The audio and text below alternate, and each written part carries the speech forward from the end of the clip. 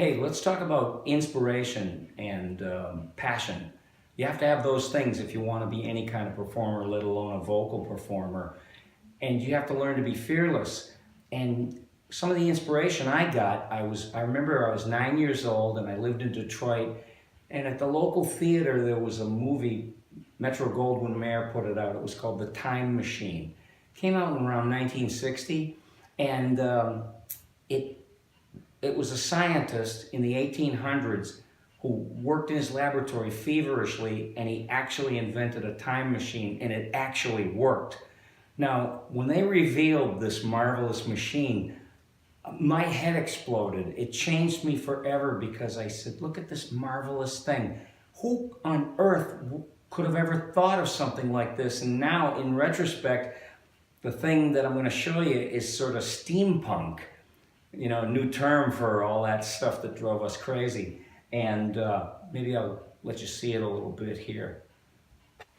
Like my friend Eddie Gordetsky says, does it work? We taking a look? Okay.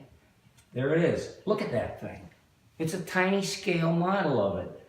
And I can make it work. I don't know if it goes backwards or forwards, but I don't know. Gentlemen, all I'm asking you to do now is to witness a demonstration of the possibility of movement within the fourth dimension.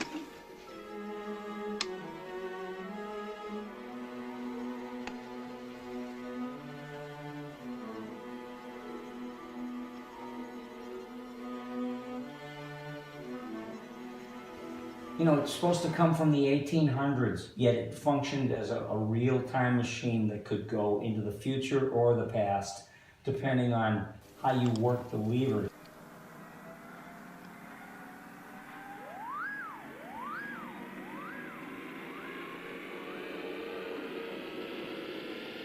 It was disconcerting to see the sun arc in less than a minute. To see a snail race by. My flowers flinging wide their petals to embrace the new day. And the hours speeding across the face of my sundial. And the flowers closing their eyes for the night. It was wonderful.